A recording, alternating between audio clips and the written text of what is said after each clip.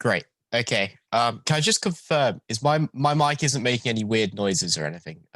Just because of that, be having some issues. Oh, it's all good. I think you can go ahead. Okay, perfect. Okay. So yeah, let's get started.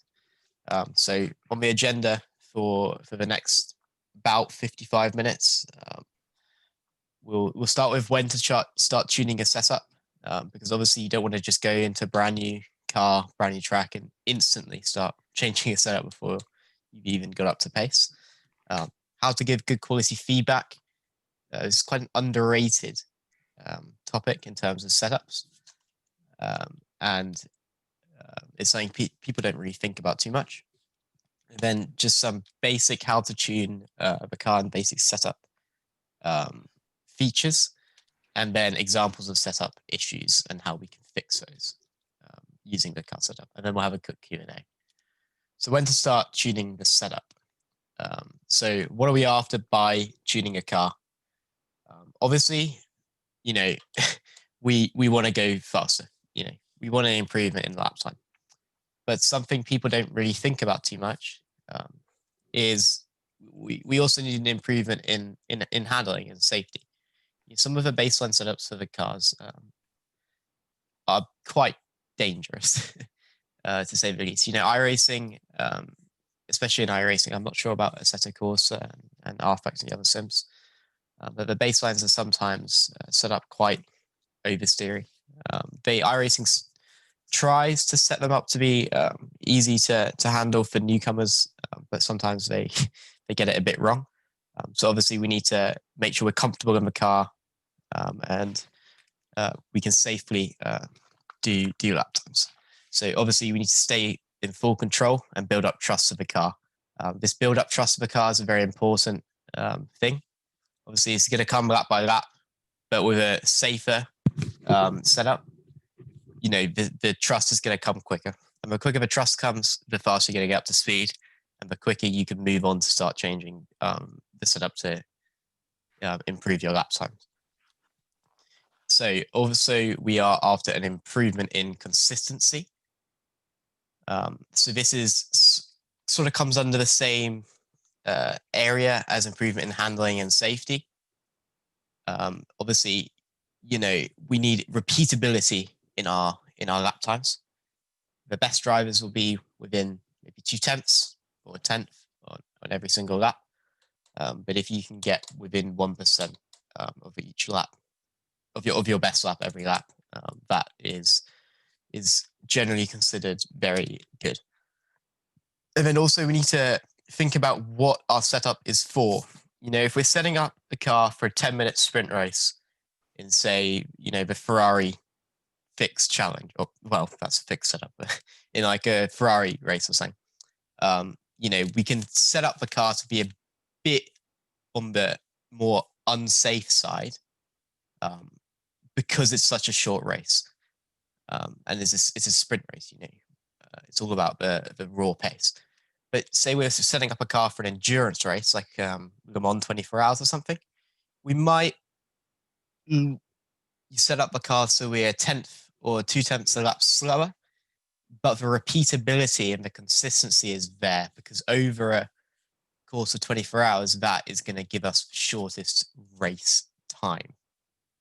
So you just need to think about your objectives when you're setting up the car. So like I was saying before, consistency is key. Generally, you want to have every single lap within 1% of your best lap time. 1% maybe a bit big, actually. You know, that's like a 1 minute lap, you'll be within 6 seconds.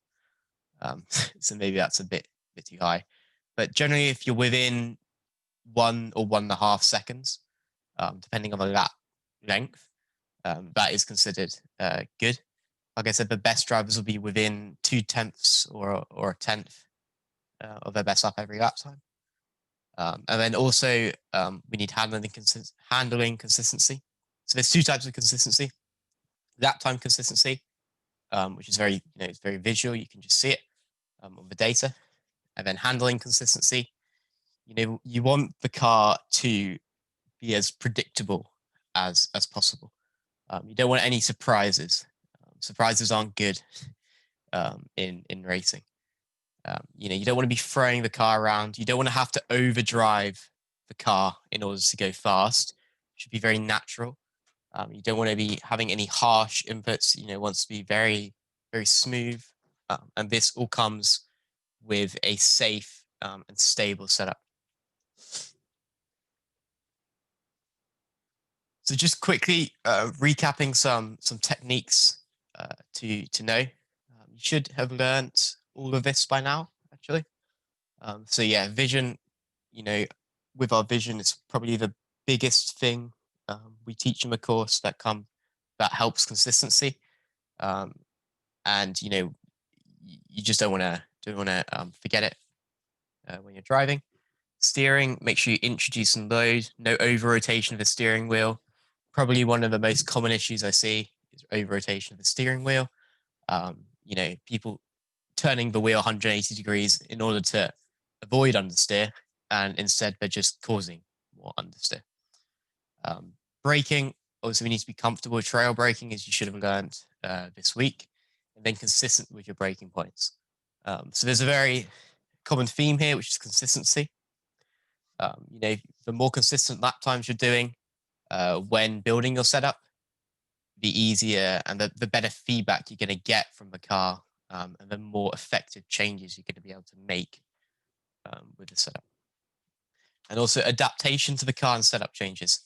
This is, again, a very underrated point. So I will go over this for a bit. Obviously, the faster you can get up to speed with a car, with a new car and a new track, the more changes you're going to be able to make in a certain period of time.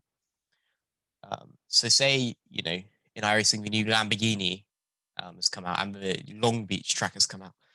The best drivers will be fully up to speed in that car and track in like 10 laps, like having never driven either of them. And that means that, it only takes them 15 minutes, and then they can start changing a setup effectively. So the faster you can get up to speed with a car and track, the more changes you can be able to make. Because not everyone has all the time in the world.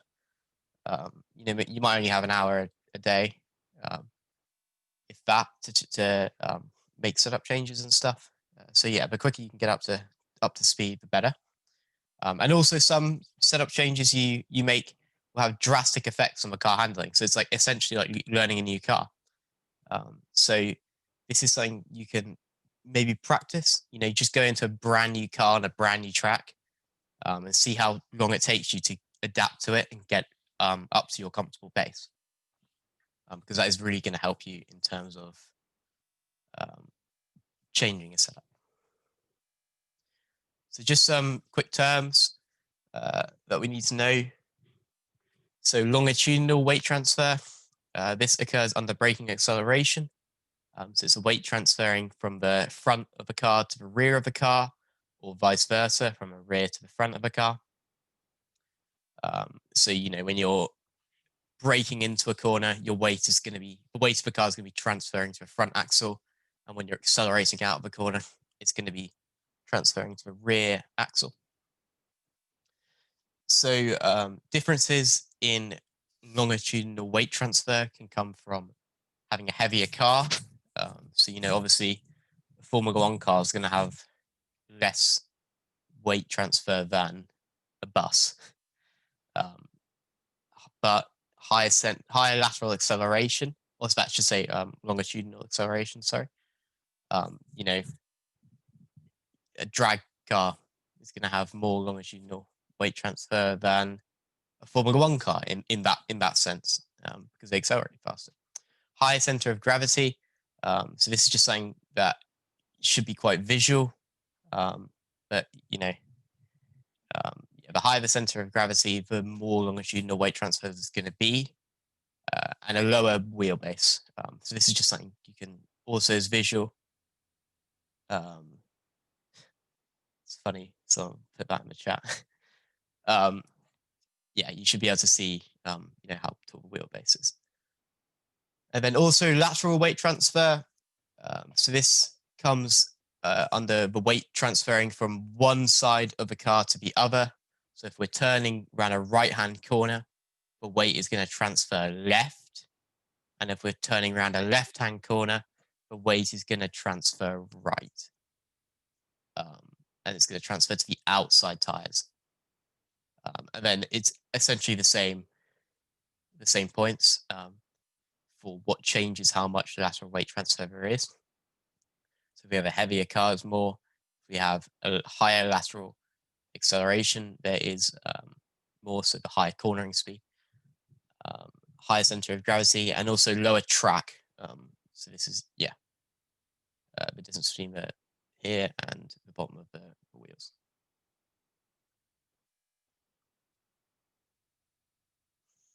So how to give good quality feedback. So obviously it's very important to be conscious of what the car is doing. You know, say you go out with a new change in the car. Say you've changed the anti-roll bar for your car, and you've just gone out to do 3 laps. You know, you're not going out trying to, the only thing you're focusing on is the lap time. You need to have a lot of your mind focused on, is this change a good change for the car? Is it making my car more stable? Is it increasing the repeatability of my lap times? Is it increasing the consistency of the handling corner by corner? And then obviously, is it improving my lap times? But you need to be conscious of this whilst you're driving. There's no point in just blindly going out and testing stuff. You need to be identifying issues as you're driving. So obviously, are we oversteering into corner? Are we understeering? And then you can go further and actually identify the area of the issue in a corner. So is it a global issue? Are we understeering everywhere on the track? This is quite common. Is it a local issue though? Are we understeering only on the entry and then oversteering on the exit? Or are we oversteering on the exit and then when we get on the power, we're understeering on the exit? So this is something you just need to be aware of whilst you're driving. A lot of your focus should be on this instead of just going for like pure lap time whilst you're testing setup. So how to give good feedback. This is a bit different to like real life where you have an engineer, giving feedback to your engineer. This is essentially giving feedback to yourself. When you go back to the replay screen and you go to the garage and you change the setup, you need to basically give feedback to yourself about what the car was doing. So firstly, you just need to be comfortable with the car and track combination. This again comes under the getting up to speed with the car and track. The faster you can get comfortable, the more setup changes you're going to be able to make in that hour you have per day, for example. Firstly, when you go into a brand new car, build up consistency with the base setup. Don't instantly go into the Lamborghini GT3 and iRacing, which just came out, and like instantly go and change the wing angle without even driving a car. Like you need to be able to build up consistency and get a good feeling for the car with the baseline setup. And remember the 2 types of consistency of lap time consistency and handling consistency. Find the limitations of the car. This should be quite easy for you based on what you've learned in the course so far. Just remember the braking and the steering and the vision. And then this is a big point. Make notes. Everyone loves to think that, they can remember everything in their head. And honestly, it's just not true. There's a good clip on YouTube of Lewis Hamilton and Billy Monger, like driving a Mercedes around Silverstone or something. And Lewis Hamilton's talking to him, and he's like, talking to Billy Monger, and he says, do you make notes? Do you have a notepad when you're in practice and stuff? And Billy Monger's like, no, I just think I can remember. And Lewis Hamilton says, like, no, you need to have a notepad and you need to make notes because you're not going to remember every little detail of what's happening in the car. And obviously, Lewis Hamilton's a much better driver than me. So if you don't listen to me, listen to him. So yeah, obviously make notes.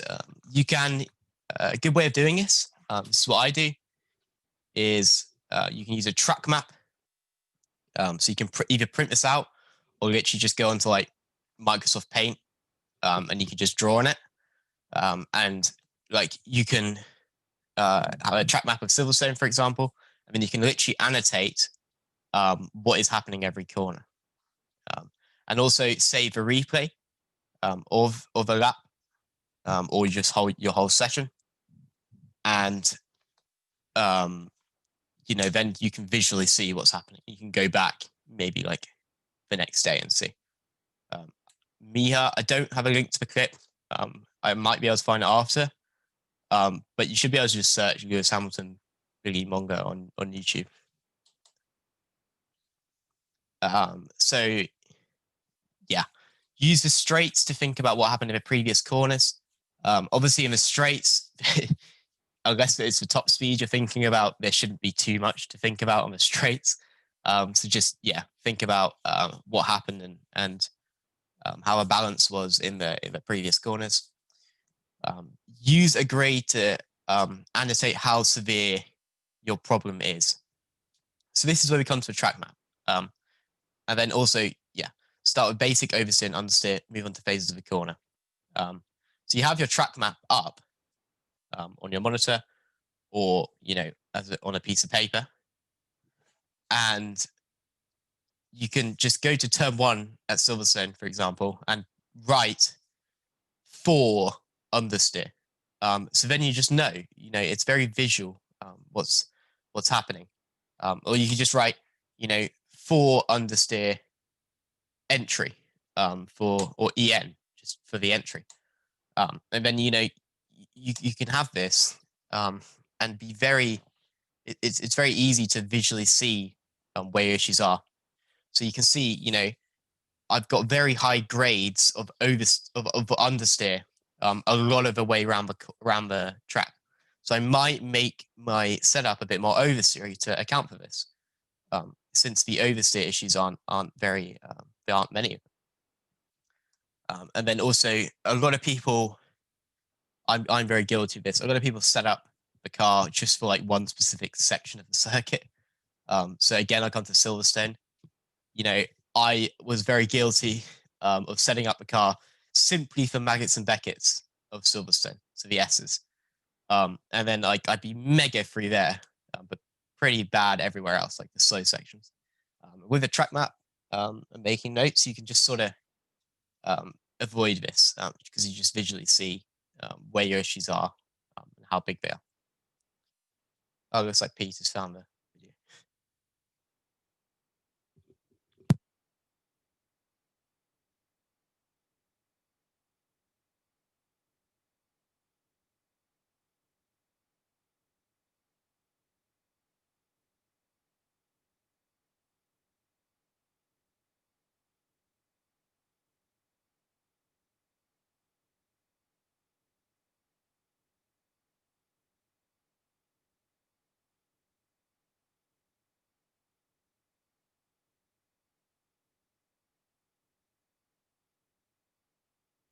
I think we cannot hear you.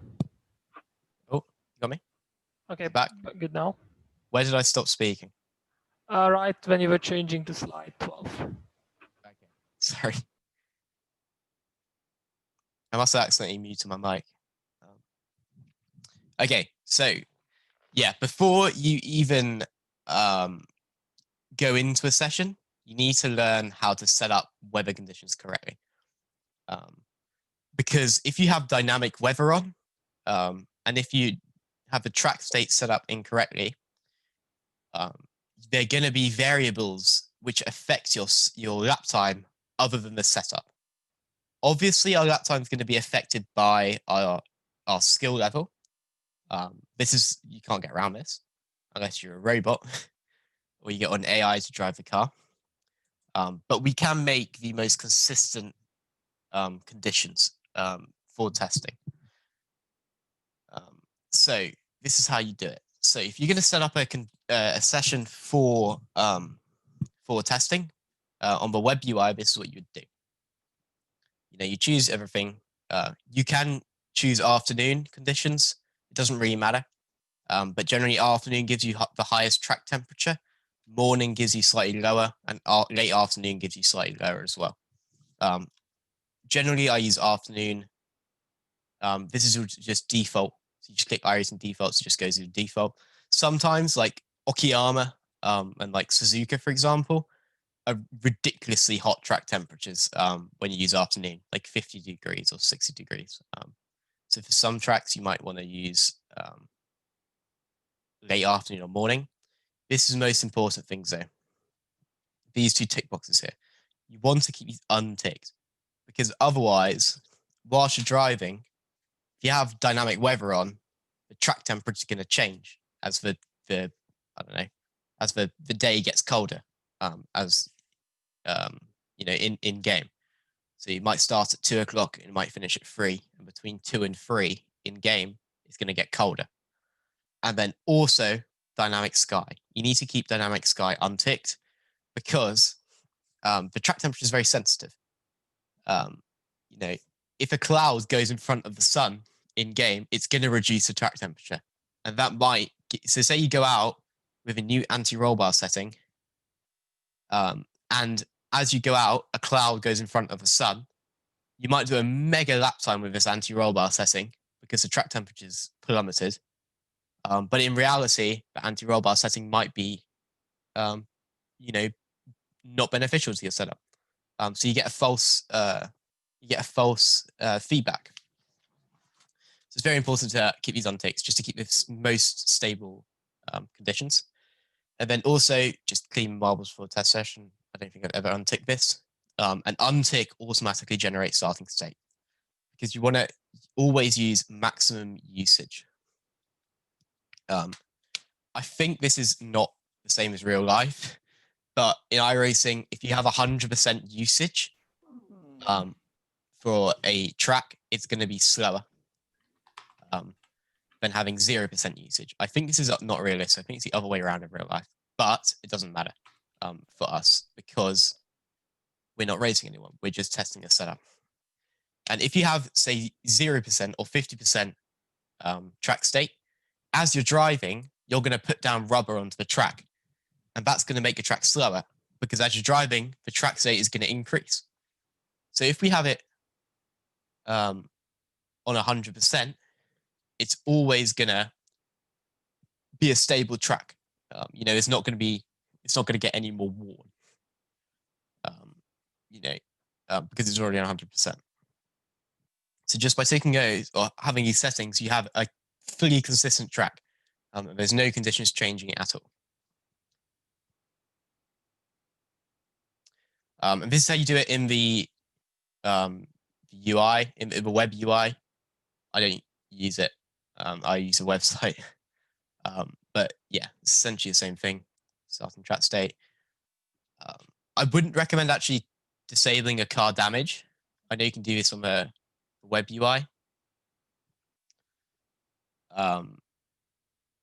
And I wouldn't recommend doing this because, for example, if you set your ride height very low on the car, you could risk getting floor damage, which you can't visually see that. But yeah, it can happen. If you disable car damage, you're not going to know if this is happening. And you won't be able to adjust your setup to account for it.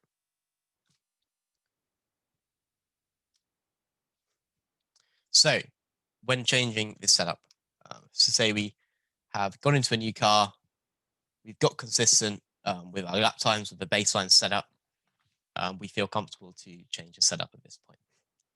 So firstly, you need to address some major global issues. So say we're going around, I'll use Silverstone again, and we're understeering on 90% of the corners. We need to make a global change to reduce that understeer. So these are some changes you can make. Also, this seminar is being recorded. There's going to be a lot of information coming at you, and I don't expect you to remember it all. But yeah, it's being recorded, and like the other ones, it should be emailed to you, so you'll be able to watch it back. So yeah, if we have a global issue, these are some changes we can make. We can change the tire pressures, the springs, the ride height in non-downforce cars. In downforce cars, this is not a global change, really. But in non-downforce cars, a ride height is a global change.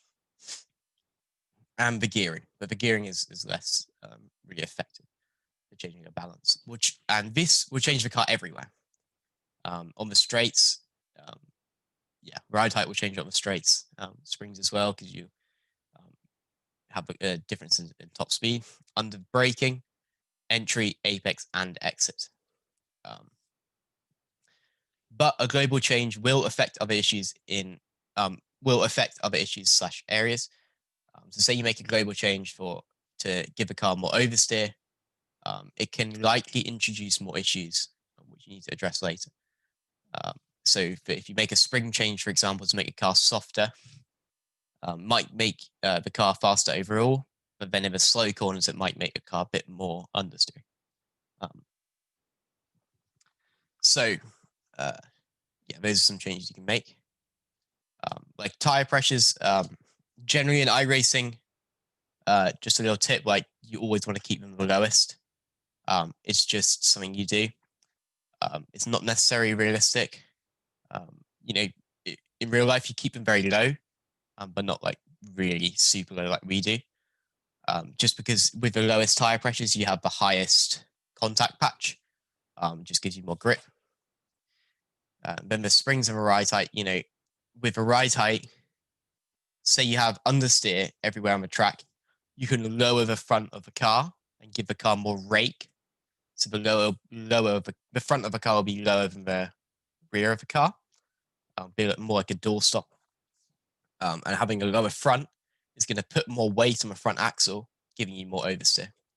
And vice versa, if you wanted more understeer, you reduce the rear ride height. So there's just some global issues you can change. So then you can go on to minor global issues. So these are changes which will change the balance of the car everywhere, but it will be more of like a driver preference change. So the brake system, this is your brake bias, which pretty much every car can change. Anti-roll bars. For brake system, you also, for some cars, you have a brake cylinder you can change. Changing a brake cylinder just changes sort of how much you have to press a pedal to get the same amount of braking. Anti-roll bars you can change. So you have generally for most cars, you have a front and rear anti-roll bar, but most cars will have a rear anti-roll bar, which you can change all the time. And the anti-roll bars you can either stiffen or soften. This will change the amount of roll the car has under hard cornering and change the balance. Camber. We'll go into this in more detail, I believe. Yeah, we'll go into this more detail, but camber is just like the angle of the tires from the top to the bottom. And this changes how much grip you have under high load cornering. Toe, this is the angle of the front of the tires to the rear of the tires. We'll go into this in more detail again. And this changes the heat buildup and stability on the straights and stuff. And differential preload, again, we'll go into this in more detail. But this changes the balance of the car either when you're coasting into the corner, so you're off the throttle, or when you're on the throttle. You can change the balance. The differential preload is actually more of not a global change. It's more of a local change. But it can change a car everywhere in some cases. So then finish off with local issues. So this is the dampers, and I'll just put, just sort of differential for here. And this will change the car just in one phase of the corner. So it might change your car just under braking or just under acceleration. And this is where we are finalizing our car setup. When we're deciding to make these changes, this is sort of the last things we'll do. And this is where we start to think about long runs, endurance. What are setup is for. If we're making a car setup for qualifying, generally we'll make it very unstable, just for all-out pace. But say we're making it for, or making our setup for an endurance race, like I said before, we'll make it a bit more safe. Maybe give up a bit of time. So, examples of setup issues. So this is just some issues that people might have and how to address these. So if you have global oversteer, say we're oversteering in 90% of the track or 100% of the track, and we need to make the car more stable. We need to give the car a bit more understeer. We might decrease the rear tire pressures or increase the front tire pressures. And if we increase the front tire pressures, it's essentially giving the front less grip and giving the rear more grip. So it's moving the balance of the car rearward. Because like I said, lower tire pressure gives a larger contact patch of the track, so it gives more grip. So then also with the spring stiffness, if you have global oversteer, we can increase the front spring stiffness to make the front stiffer, or decrease the rear spring stiffness to make the rear softer. So softer rear spring means that it allows the rear of a car to squat down more and move more weight rearwards to increase rear grip. So this will generally change the balance of the car a bit more locally, actually, but it is a global change. So say under braking, if you have a really soft rear, the rear of a car is going to raise up a bit more. So you'll give you a bit more oversteer under braking, but what it really changes is when you hit the throttle and the weight of the car shifts to the rear axle with that soft rear spring. It's going to really move a lot more weight to the rear axle and give you a bit more stability under acceleration. So you're less likely to get like wheel spin, for example. And just a quick note is in iRacing, when you change the spring stiffness, it's going to change your ride height a bit. So you can reset the ride height using these settings here. So say change the spring rate, so spring stiffness, you make it a bit stiffer. It's going to change this ride height, so it might go up to like 51. So then you want to use this setting here, the spring perch offset, and just click this down, or sometimes up, it sometimes reverses, to reset your ride height back to the previous value, so 50.4. So say you have global oversteer, we can also increase the front ride height or decrease the rear ride height. So this is essentially a rake change. So the rake is the difference between the front ride height and the rear ride height. Generally, cars will run a small amount of rake, so the front ride height will be slightly lower than the rear ride height. And to say for this change, we'll be decreasing the rake and making the car a bit more flat, essentially. And you're decreasing the center of gravity over the given axle, so reducing a weight transfer. So for this change, we'll be moving the center of gravity rearwards and moving a balance rearwards in effect. So say you have global understeer, you can just do the opposite to this. So yeah, where is this decrease, increase, basically, and vice versa. So a bit more of a local issue. If you have turn in oversteer, so when you first turn in on the entry to the corner, if the rear is stepping out on you, you can stiffen the front anti-roll bar or soften the rear anti-roll bar. And this changes the ratio of the lateral weight transfer from the front to the rear. So there'll be more weight transfer on the front, and this will give you less grip. So this is a lateral weight transfer change.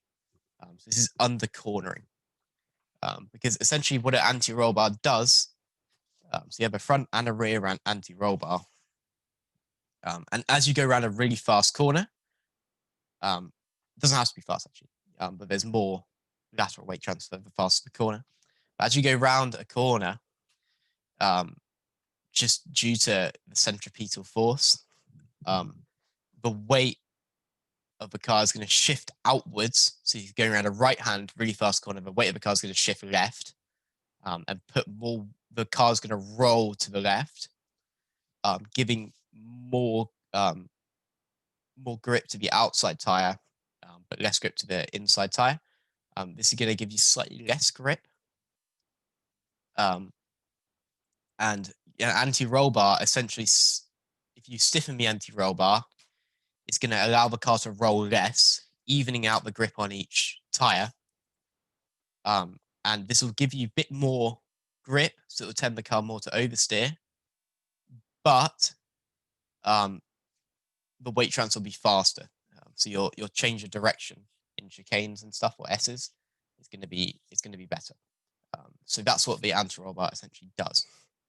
So if you stiffen the front anti-roll bar, you're going to give more weight transfer on the front and give less front grip. So shifting the balance rearwards on the initial turn into the car. So when you initially load the car up.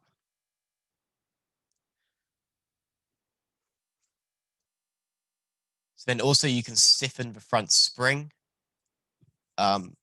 This is, we essentially spoke about this before, but if you stiffen the front spring, under braking, the weight is going to shift more to the rear and give you a bit more stability on the initial turn-in whilst you're decelerating a car.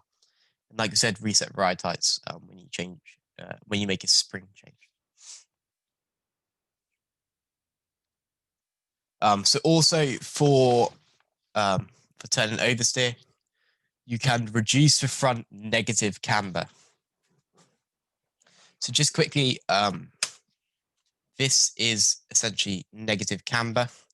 So if the car is on the left side of this wheel, negative camber is where the bottom of the wheel of the tire is further, it's positioned further out than the inside of the tire, of the top of the tire, sorry.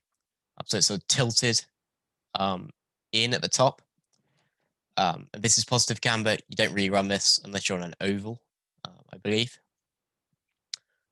And generally, so the reason we run camber, or the reason we run negative camber on cars, is because if you had zero camber on the tire, so the tire would just be straight completely.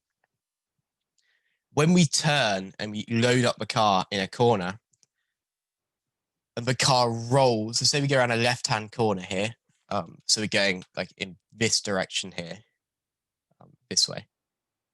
As we turn in, the car is gonna, the weight is gonna roll to the right, and the car is physically gonna roll to the right.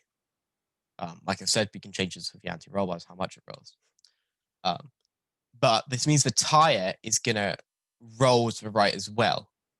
So it will tend more to positive camber under cornering. If we had zero camber, under cornering, the tire would tend towards positive camber. So the reason we run negative camber is so that under cornering, under the highest load possible, the tire is going to straighten out and give us the largest contact patch with the tire to the road. So obviously, the larger the contact patch, the more grip we have. On the straight, we don't care about the contact patch. If anything, you want a lower contact patch because it gives you less friction. So that's why I run negative camber. So under cornering, the tire straightens out. And you know, if you had really fast corners, high load corners, you'd run more camber than if you were on a slower track. So like Monaco, for example, you can see the Formula One cars run less camber than they do at Monza, not really, but like a track with really fast corners. Silverstone again. So yeah, and then I think we'll go over it, but maybe not. But yeah, under acceleration with a rear camber, under acceleration, again, we want the biggest contact patch. So say you're getting a lot of wheel spin under acceleration, another change you can make is to reduce the rear negative camber, because under acceleration, we want the biggest contact patch, so we'll run less camber to have a bigger contact patch. So again, for turn and oversteer, we can increase the rear toe in. So this is toe for a car. If we have toe out, the tires are facing away from each other at the front of the car. And if we have toe in, the tires are facing towards each other. So what toe does is toe out here will induce a slip angle, which tends to make the car oversteer. Generally, for racing cars, you will run toe out on the front and toe in on the rear, so that the leading edge of the tire at the front is going to face out, and at the rear, the leading edge of the tire is going to face in. And generally, rear toe has a higher impact to the car. On the car, so tune the rear toe first, and yeah. So if you have turn and oversteer, reduce the rear toe in, and give the rear a bit more grip. Or you can reduce the front toe out. So this is going to give you a bit less front grip, but you will move the balance of the car rearward.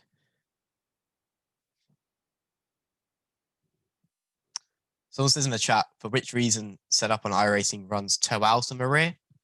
I don't think you should, but I think sometimes it's a bit broken and running toe out is a bit faster because it heats up the tires more. But generally, you run toe out the front, toe in on the rear.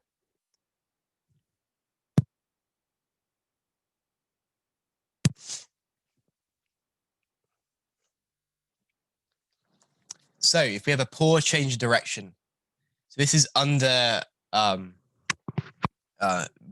we're in chicanes, for example, or in the S's, when we're going from a left-hand corner straight into a right-hand corner, where the car is rolling from one side and under load on the left, for example, and then immediately loading up to the right. So if we have a poor change of direction and the car isn't snapping to the other steering angle as quickly as we like, we might stiffen the anti-roll bars. So by stiffening the anti-roll bars,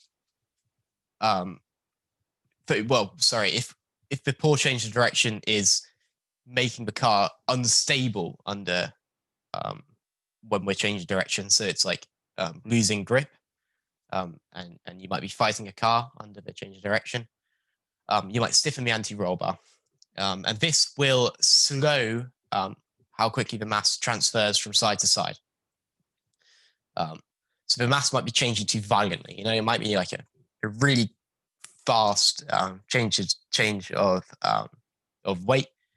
This is going to shock the car a lot and reduce the stability. So you might stiffen the anti-roll bar. This is going to slow how much the weight is going to transfer. It might make the car feel a bit more like sluggish, but it will make the car more safe. And then also you can go the other way. And if the car is not changing direction fast enough, you can soften the anti-roll bar. And remember, you have a front and a rear anti-roll bar for some cars, so you can tune it for both of them and fine-tune your settings. So for turn and oversteer again, this is where we come into damping. So for damping, we have a lot of different types of damping. We have compression damping, and we also have rebound damping. Sorry, Tommaso said in the chat for the F3, some of the setups, yeah, just ignore the F3 setups because they're completely broken. That would be my advice. Just don't don't bother with the F3 setups at all. So yeah, we have compression damping and we have rebound damping, and then we also have high speed damping and low speed damping. So the compression damping is the compression of the spring. So this is where if we hit a curb, the spring is going to compress. Or if we accelerate, the rear damper is going to compress. The rear spring is going to compress. So this is the compression damping. And then we have rebound damping. In iRacing, it just says RBD. So that's a rebound. And this is extension of the spring. So this is under braking, for example, the rear spring is going to extend, and the rebound damping affects this. So you can, if you have turn and oversteer, you can stiffen the front low-speed compression damper. Takes on to say. So this allows less initial compression of the front, so keeping the weight and thus the grip on the rear longer. So under braking, if you have a stiff front compression damper, the front isn't going to compress as much because it's stiffer on the damper. And that will move the balance rearward because of the weight is moving rearward. And then also you have you can stiffen the rear low-speed compression damper. This allows less initial rebound of the rear, so keeping the weight and thus the grip on the rear longer. So under braking, you have less initial extension of the rear, so the rear is going to raise up less. And that's going to keep the weight on the rear of the car, and increase the stability and reduce the turn-in oversteer. We also have high-speed damping, so say HS. High speed in iRacing, I believe, is affecting the car over curbs and stuff. We use it a lot in the LMP2, even though it's not as effective as we'd like. So yeah, you'd use the high speed damping for affecting a car over curbs, and you'd use the low speed damping for affecting a car balance under braking or acceleration. So if we have on throttle oversteer, so when we're hitting the throttle on the exit of the corner, we are losing grip at the rear.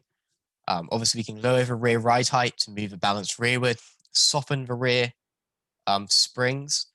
We can use springs, anti-roll bars, or the dampers to move more weight to the rear and squat the rear down under acceleration, giving the rear more grip.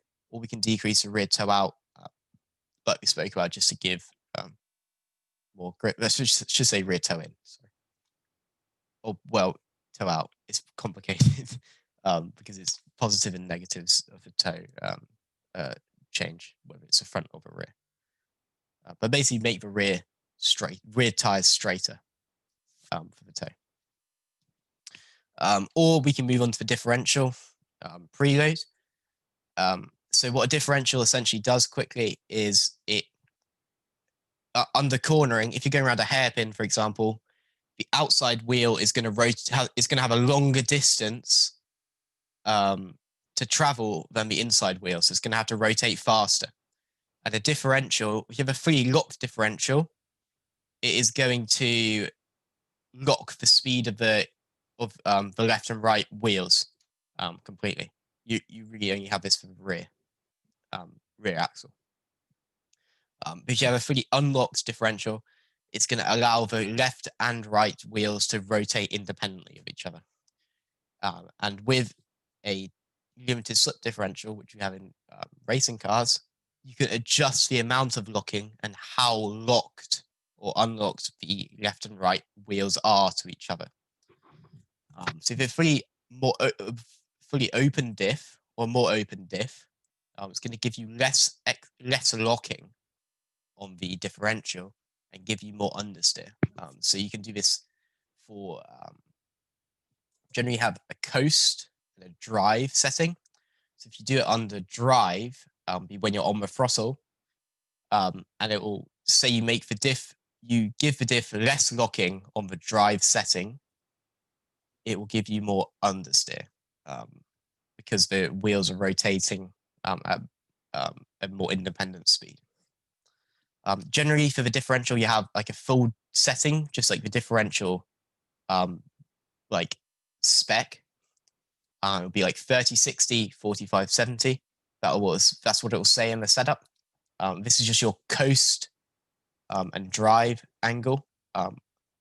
And this will be like the ratio of coast to drive. So you see here it's 1 to 2. And here it's a bit more. So it's like 1 to 1.8.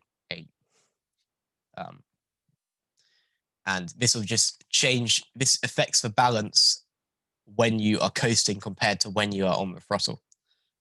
So if you have a 1 to 2, it's going to have more a difference in balance, a bigger difference in balance when you're off the throttle compared to when you're on the throttle.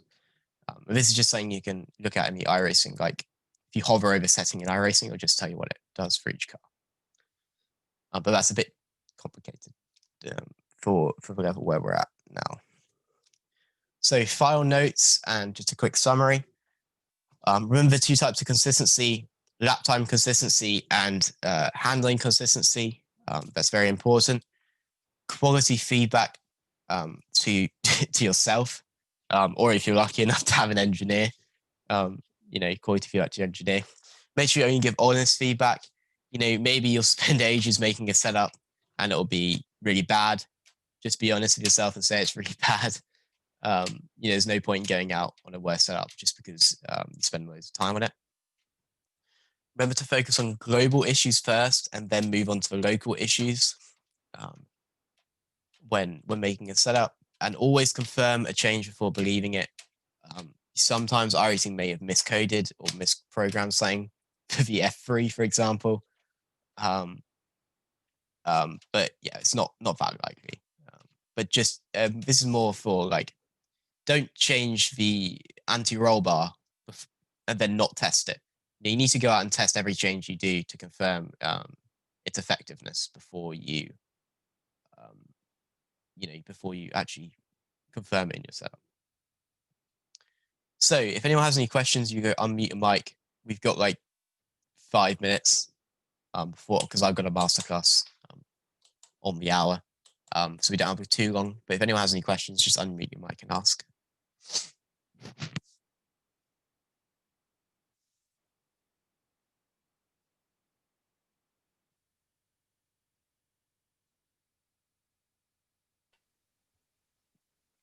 No question? Josh, I have a question. At what skill level would you say it's worth really dabbing into setups instead of focusing on your driving skills? That's a good question. I would say, it gets to a point where the only differential is really the setup. And that's why everyone, at my level, pretty much all the practice you do is just setup change. But I would say once you're consistent with your lap times, you're within a second on each lap, and you're within maybe a second or a second and a half of the top guy in the series, that's when you'll start to change the setup. But maybe just make preference changes, like, make your car a bit more safe for you to improve your consistency instead of improving your lap time. But generally, like within a second of the top guy is where it will start to be change your setup. Josh, I have a question. Thanks. Yep, go ahead. Hi guys, it's Tommaso. So very quickly, let's say for example, I've got a setup and I'm running a test of I don't know, the track. It's like 25 degrees. Could just give some little hints on how to adjust setup if then the track change like hotter or colder? Because the difference then it's huge. Yeah. So obviously you have less grip the hotter the track is. We used to change, like this is like 2 years ago, we used to change the tire pressures depending on the track temperature. Now you don't, you just leave it as the lowest. I don't generally change the setup too much depending on the track temperature. But if I do, it's like if I have a hotter track temperature, I might make the car a bit more understeery because the car is going to be less stable because the track has less grip. and vice versa. If a track is colder, I might make the car a bit more oversteery, because I feel more safe with the track because there's more grip. So that's generally what I would do, but I don't generally change it up too much depending on the track temperature. Does that answer your question?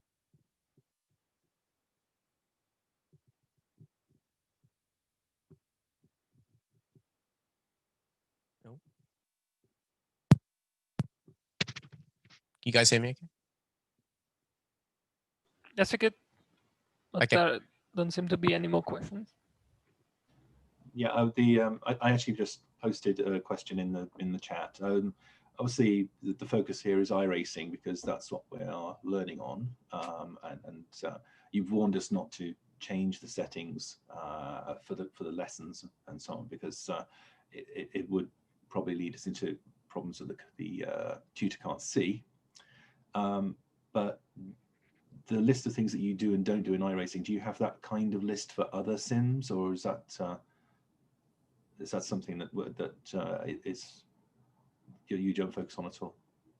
I think this will be the last question, but I think generally it's pretty much the same, other than some of the weird iRacing things like keep the tire pressures for the lowest. Generally in iRacing, you use the highest cambers all the time, which might not translate to the other sims. But generally, this is basic. It's essentially just physics. All of this, well, it's just physics. And unless the sim has really dodgy physics, like F1 2019 maybe or 2020, it's going to translate over. I don't personally play like ACC or R Factor, but I'd be very surprised if this stuff was completely different in those sims. Because it is just physics. The focus does tend to be different for the different sims. So ACC, tire temperature focus. Consistency in tire temperature will yield you more than just about everything else. And they tend to be holes where certain physics clash with each other and create all kind of weird situations. iRacing is the same. It's the physics, the calculations. I don't know if you're aware of these. They actually use it's a discontinuous model, not a continuous model, because doing a continuous model is actually quite difficult to do. So the interactions come in lumps depending on the time slices between things, which means the faster PC you get, the more realistic it is. Sorry, it's just an area I do simulations.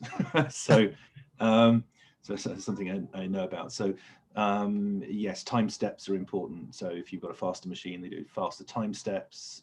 So you might be wondering why a certain person seems to get more out of it or is more consistent. It might just be down to the fact that they can get more calculations per second in. So try turning down everything to see on your then see if it gets better. Sometimes just all the other features you have turned on can make the physics worse. Just be aware. Okay, yeah, that's interesting. Yeah, I think generally like this stuff will just translate over. Maybe you have to change settings slightly to influence the tire temperatures. Like you said, in ACC, it's much more sensitive with the tire temperatures. In iRacing, you're essentially just trying to like pump the tire temperatures up as much for most cars. Not really too much for the newer cars actually. But yeah, like you said, sometimes it might change a bit, but the core physics should be pretty similar. I think that's all we're gonna have time for, guys. I've got a masterclass pretty much now. So yeah, thanks everyone for coming. Really appreciate it. I hope you've learned a lot. I know there's been a lot of stuff thrown at you in the last hour. So you should have this seminar's being recorded, and you should have the link to it pretty soon, within the end of the week. Well, maybe not the end of it, within a week. So you can go back over and see all the slides and everything. So yeah, thanks everyone for coming. I'm going to end it now. I hope you enjoyed, and hope you enjoy your sessions for this weekend. Thanks. Have a good weekend. Bye bye, guys.